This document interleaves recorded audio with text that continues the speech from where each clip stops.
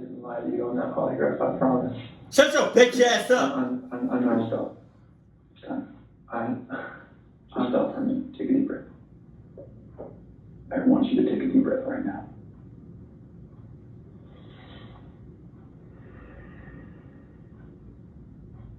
There's a reason you feel sick to your stomach.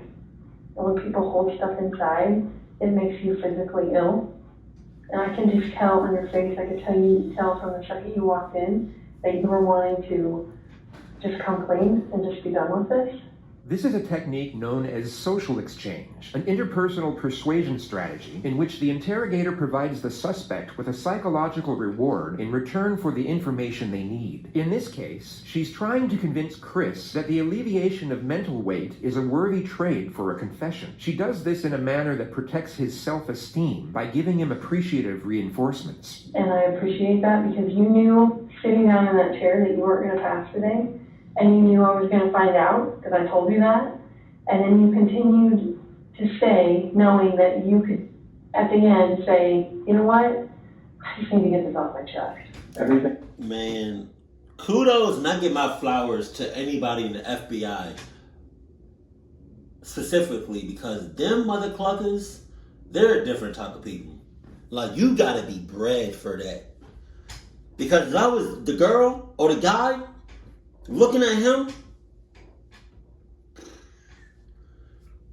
I would have covered up that camera.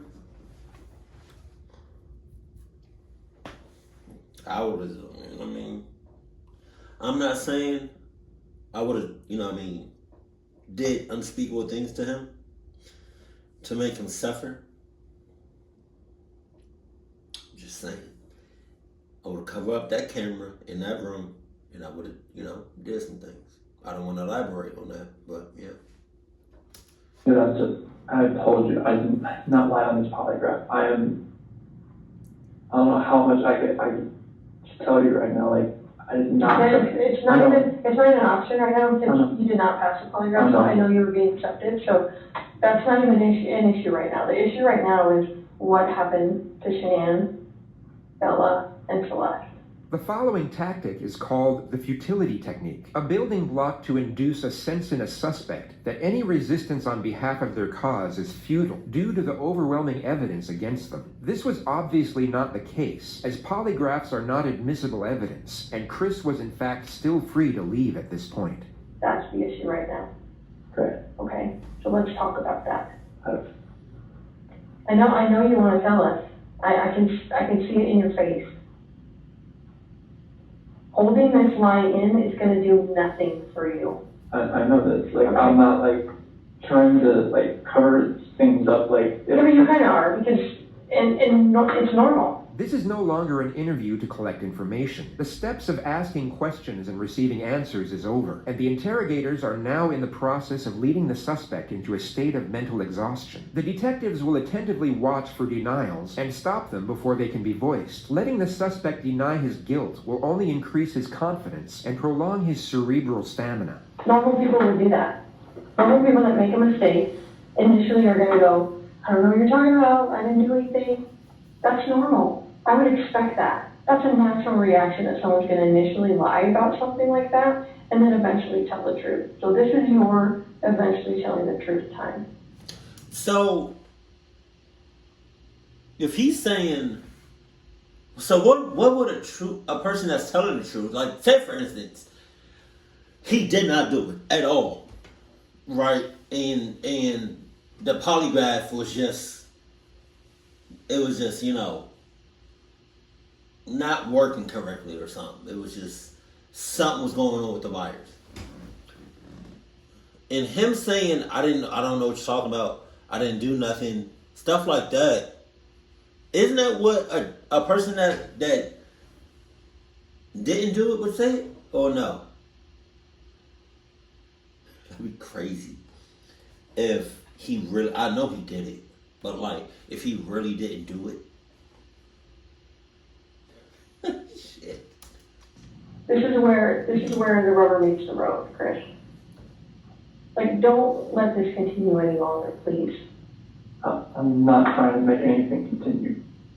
Like, I want them back home, like, But you know they're not coming back home.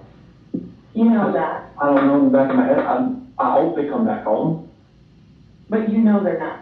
Chris, Tammy and I are confused. Okay? And here's what we're confused about. I told you that we've done some work overnight. Yeah. I told you that we've got a lot of leads. Okay, that wasn't a lie. We know a lot more than we think we do. Okay. The dossier technique is a variant of the futility technique, the only difference being that the detectives are far more cryptic and often deceptive about the evidence they have. This will hint at things in a vague manner for the purpose of escalating a suspect's uncertainty. Where are they? I don't know where they're at.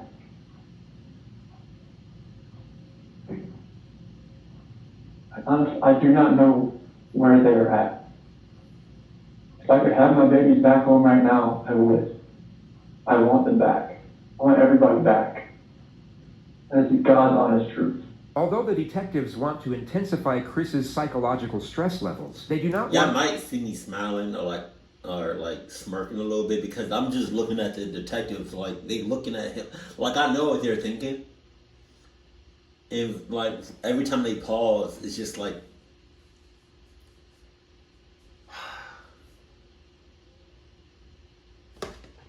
why can't they just lock him up right now? You know? Why can't they why can't they just do that? to become reactively agitated, as this could lead him to objecting and resisting every step of the way, and the interrogation will never get off the ground. It also significantly increases the chances of him requesting legal counsel and ending the interrogation outright. This elicits the interrogator to change approach and utilize what is known as the ego-up technique, where the detective will build on the It is so many techniques. That's crazy. respect of the suspect through positive reinforcement. It is very surprising to me, and it warms my heart that you're the type of dad who can pack a bag in the morning. You know just what to put in there. You know just what to put in there as a backup in case they have an accident. Okay? You know what the clothes to put in there. You know what they have for breakfast. You know what they have for a snack and a dinner and a nighttime snack. You can tell me the book you read to your daughters. Okay? I know you love them. But you are here today lying about something else. So we need to talk about that, okay? About your daughter. I know.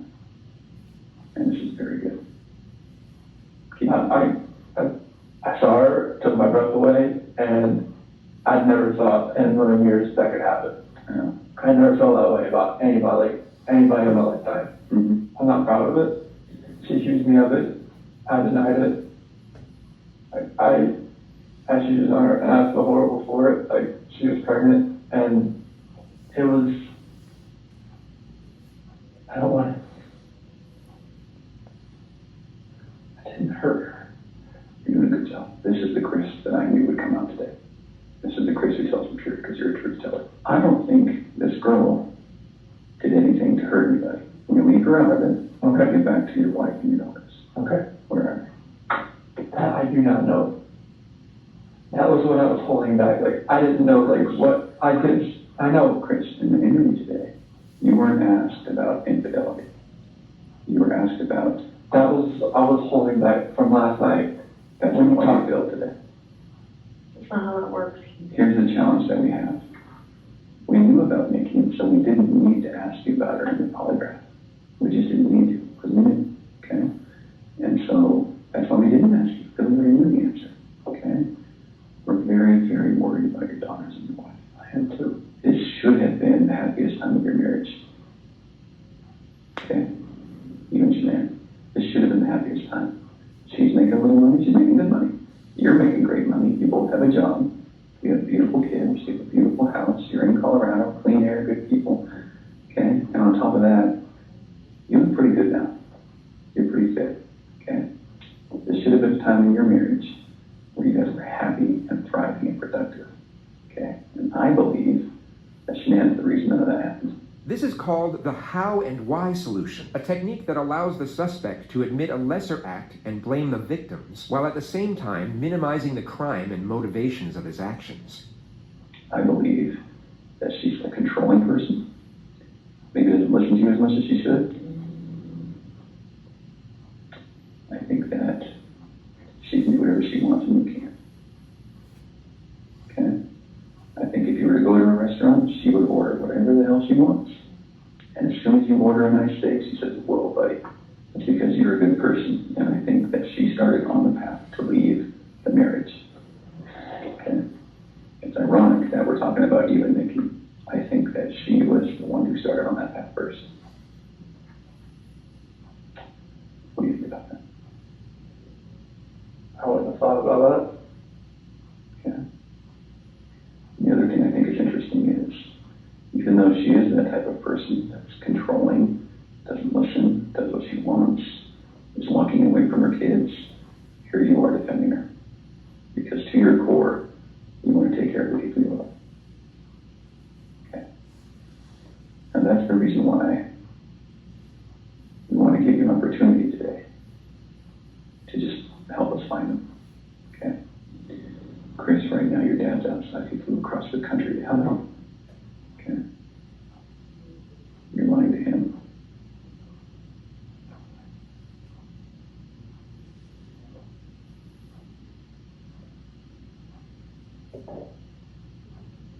You're lied to everyone you talk to. And they all bought it. Will you please help us find your babies? I want to find them. I've told you over and over, I want to find them. Alright! Hey! Mother! I would have been so done.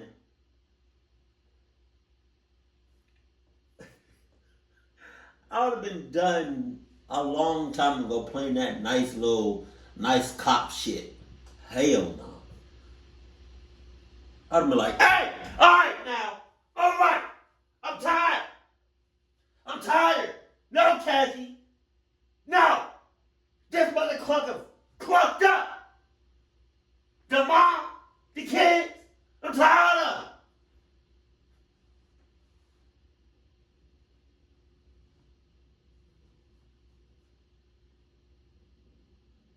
What's his name? Shut up!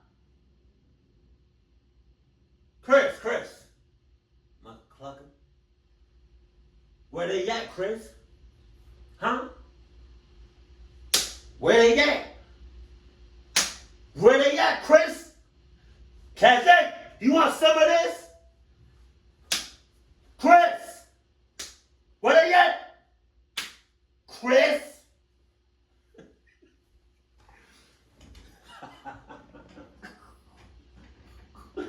Oh my God.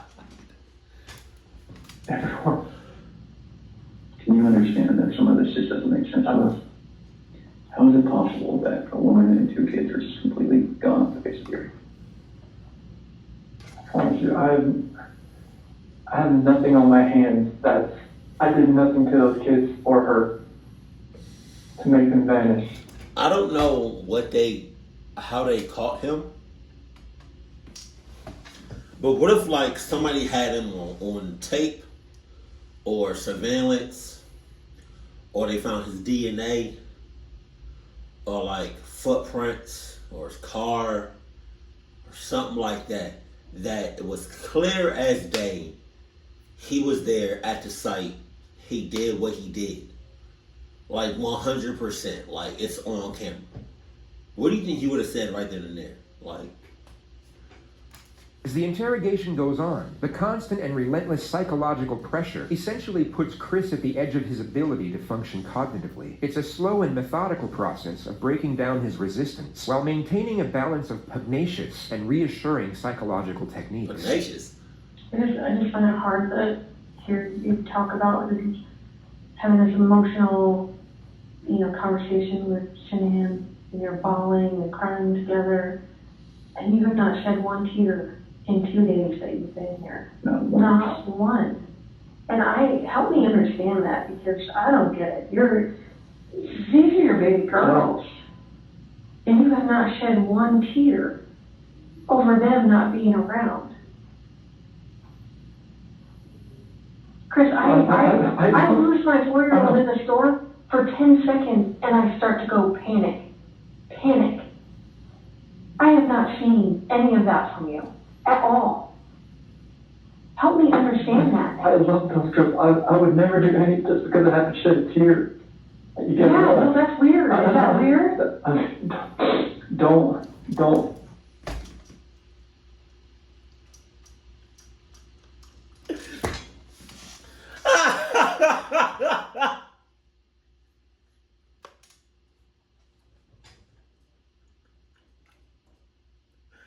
That's clucking hilarious. That's clucking hilarious. Did he really sniff on cue? He didn't sniff. He didn't seem like he was sad. He didn't cry. He didn't get red in the face because he white. He didn't do none of that for 2 days, 3 days, for a week. But the moment she mentioned that, he talking about, Look into that like, I don't love my Well, kids, I tell love me, my wife. explain to me. You're crying with your wife that you're leaving her, Yeah.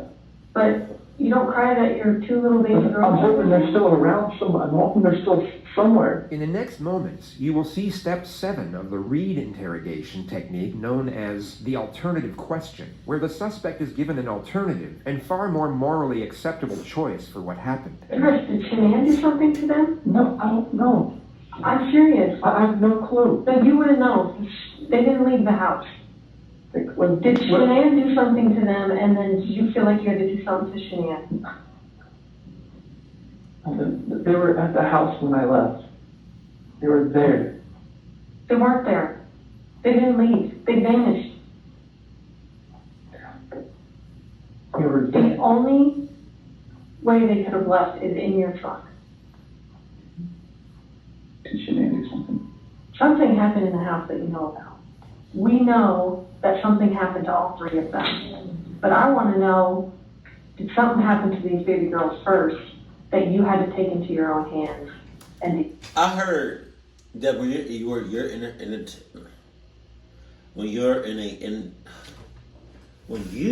in a interrogation room, they did give you something to eat or drink.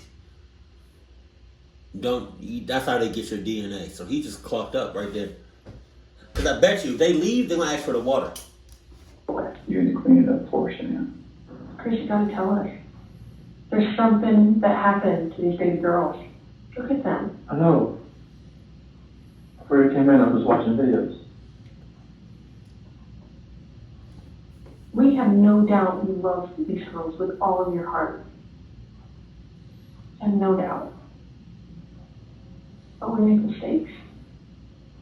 That's okay. It's what we do with those mistakes that make us who we are. Chris, it seems like you're thinking about it right now. What are you thinking about? She could have.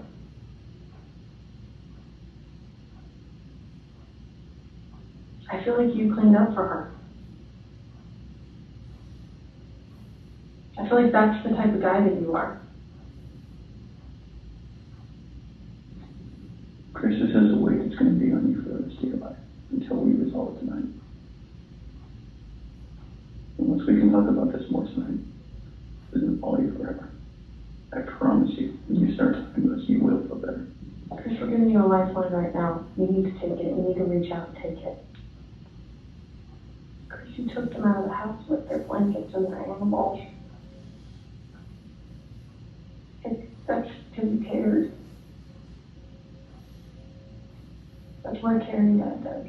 And you either cleaned up after Shanann or you made the mistake. And I mean, I want to believe that maybe Shanann did it and you felt compelled to fix this so Shanann didn't look bad. That's what I want to believe. But I don't know, you're not telling me that, so it makes me think the worst. Like, did you I did not do anything. all 3 of them? I did Like, not do anything. Not do anything. what did Shanann do though? Tell us, Chris.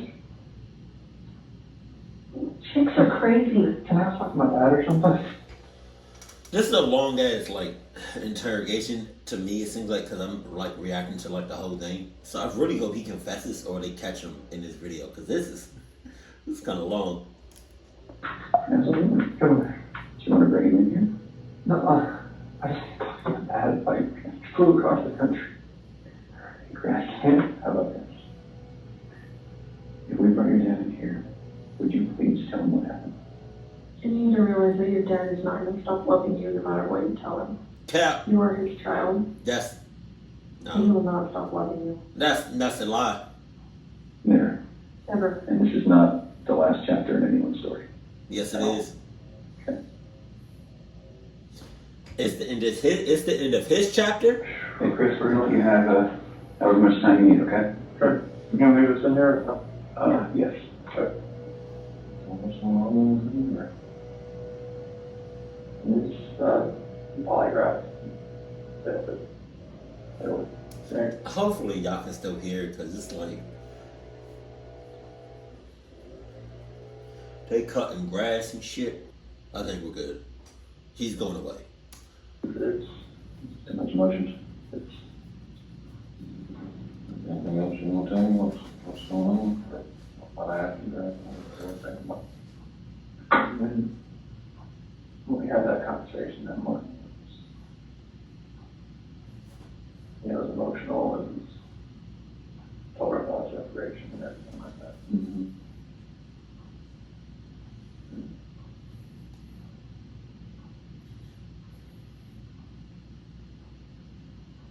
What happened after that? I mean, I was downstairs.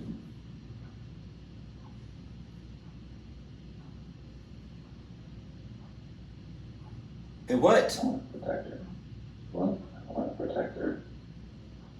You don't want to protect her? What's that supposed to mean? I don't know what else to say.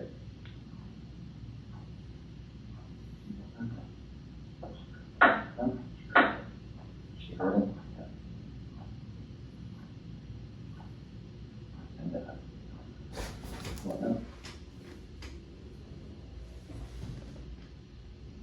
Bombastic. Hey, I bet you the detectives on the other side of that door talking about something. Got their ear up against the wall. Shit. I did not expect him to say that. I did not expect him to just flat out say that. Awesome. Really? You back? But also, he knows there's a camera in there. I don't know if he knows it's audio, but he knows there's a camera in there. So I don't know if he just said that on purpose or if he just felt more comfortable saying it to his father. But they got him. That's it. That's all they need to. Yeah. Yeah. Holy shit. Watch it come bust open the door. You're okay.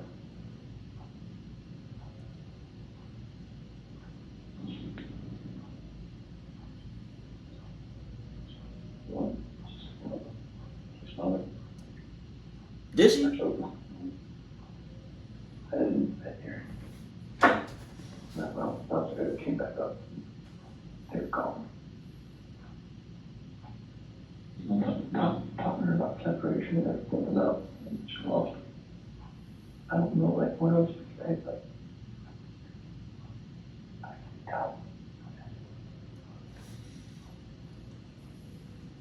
Did she though? I heard like a little commotion upstairs, but I didn't think anything of it. Did she? Hold on. I don't believe you, Chris. I went back upstairs and she was dead. I could see that she was up. Say. I was choking her. They probably listen to all of this. Hair blue. Yeah. She chose both from the back. I forgot what she had me.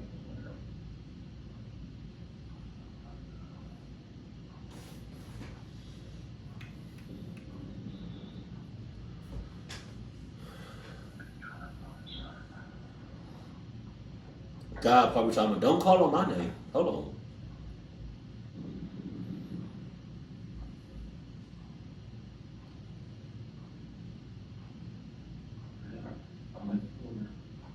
My ass.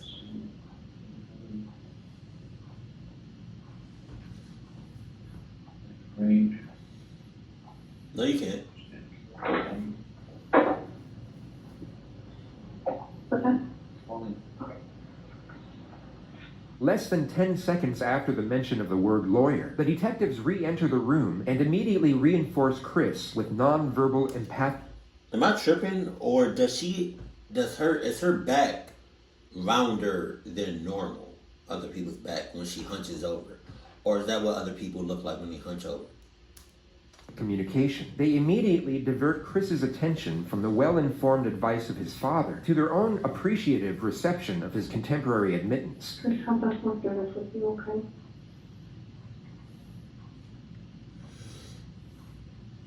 Can you tell us what you told your dad? She was in the room. I talked to her. Freaked out. I ran in there, got on top of her. What you did? Some food. I was my babies. I was my kid. What happened? Something hurt. You sure? Although not the full avowal they are pursuing, Chris has still confessed partly to the crimes, and they now have one foot in the door. He is no longer free to leave. The interrogation now returns to a non-suggestive process, where the detectives will collect further information, where they will not contaminate with excessive or direct input. I have no idea what's going on. I'm shaking. What my kids hurt, flew, and they're gone. So horrible for what I did. And that's it.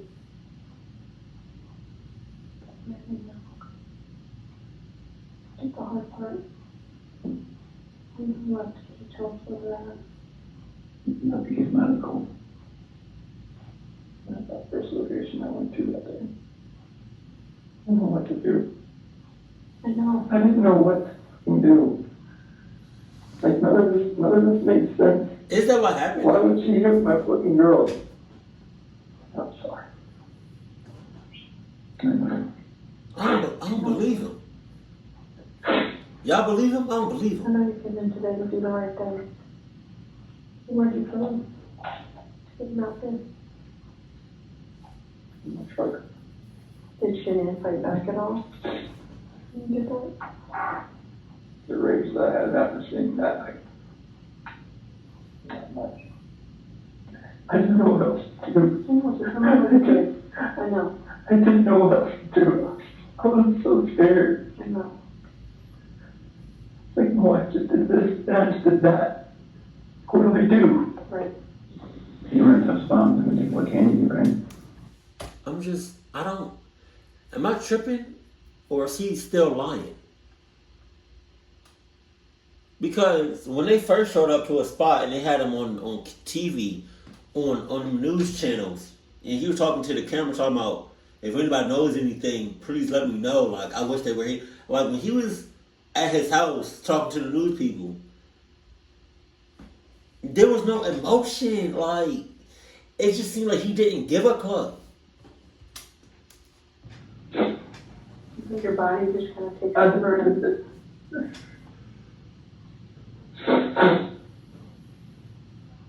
What's gonna happen? We're gonna help them get out of there. Chris, I know they're gone, but they're still your babies, and you're still their I dad. don't want to hurt her. I don't know what out there. See, you want someone else to find that out there. You don't, I promise you. You give us a second so we can kind of get some things arranged. Can you do that? What the fuck is this? If I was the guy, like if I was the guy leaving out with the girl that did the polygraph, we would have left. I would have looked at her. She would have looked at me. I would have been like, you know you're lying, right? This is just fucking horrible. Oh, I've always said she was a simple person, but I never fucking knew you. Like, that could happen. Why did that happen? Why did it happen to the two little girls? Those two little girls? Oh no. Oh no. Why you say those two little girls? Like, oh my God. He did it. He did it. It's just oh man, I don't trust them. Those little girls. Like, what?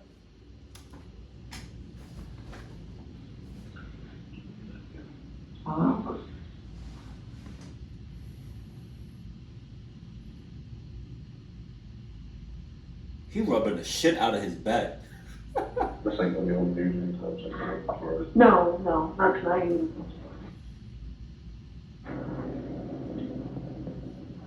His water's still there. Whereabouts? The Shanann and the girls. That is for Shanann, okay. And where are the girls at? Sydney?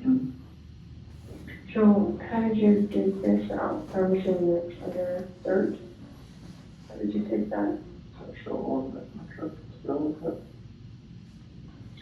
it sounds like, it feels like to me, now we know pretty well how to go get them. Is there anything else we need to know?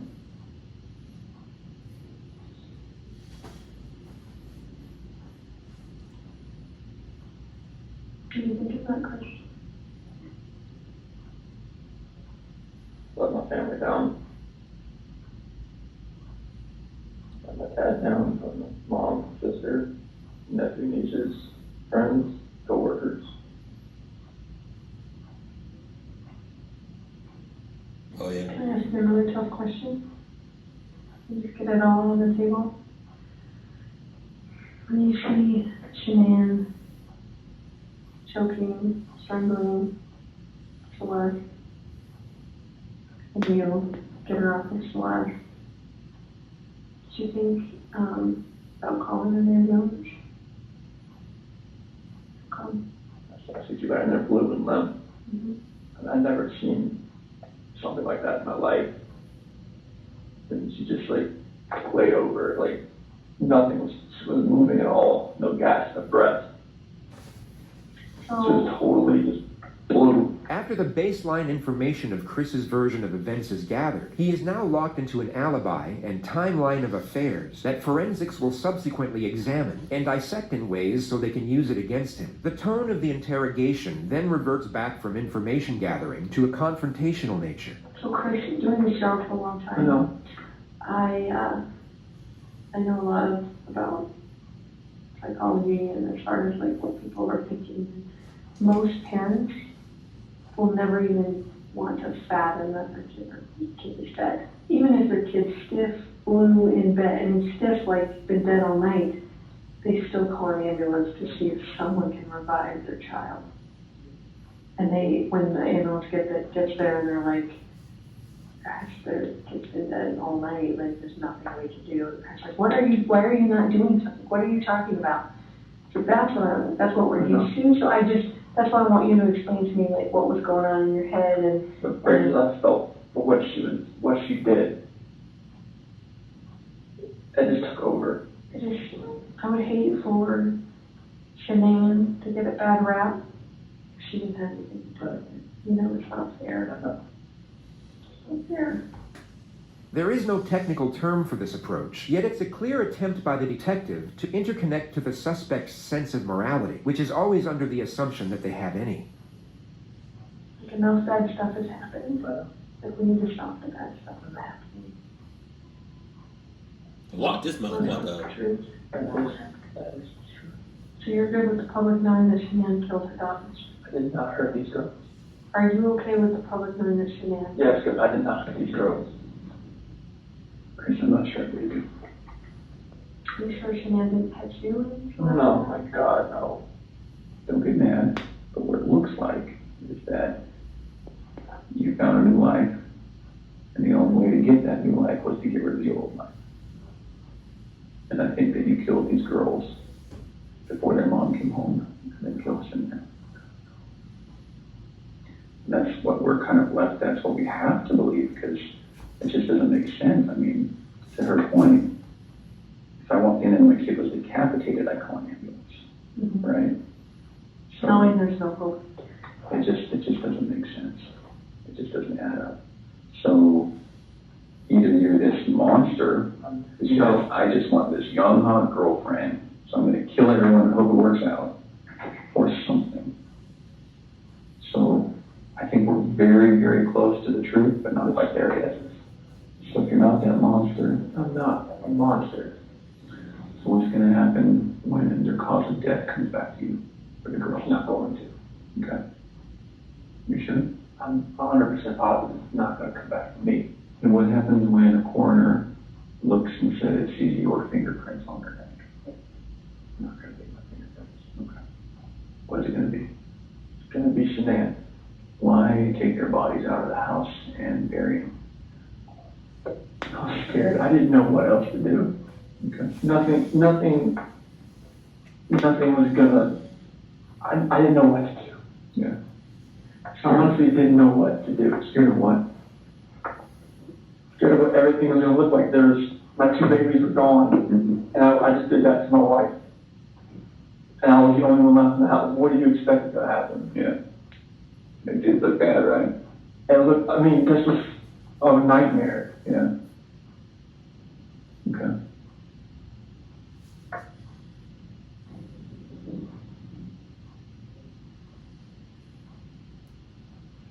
Yesterday when you were talking, and again, this is before we kind of got to this moment today, you mentioned that we were talking, you said, I don't know where they are, and then you said something along the lines of, whatever happened to them is act of pure evil. What does that mean? This the evil that I saw when I walked behind Shanann and she was on top of CC. And then I felt evil spread in Shanann. Okay.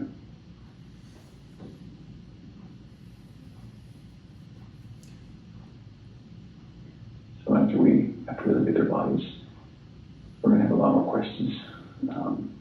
Things are going to be different then, but if you're willing, I'd love to talk to you then too. Now that we know what we know, we're going to, I need to check that you don't have any weapons on you or anything like that. Do you have any weapons on you? Okay. We'll do that. We'll go to the bathroom. I'm not going to go in the stall with you, but I'm going to go with you. And then we'll come right back here and we'll make a decision about how the rest of the night goes. All right, so you might stand it up so I can check.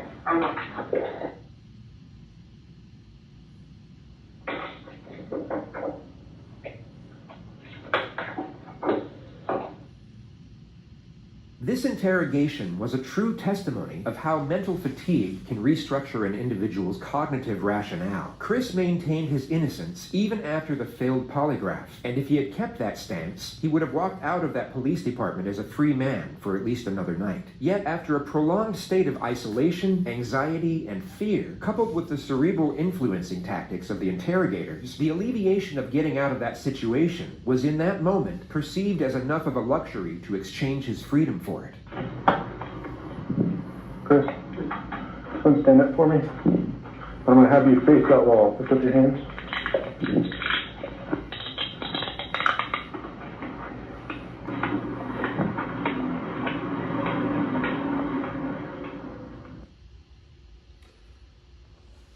How long is this actual video interrogation about Chris Watts?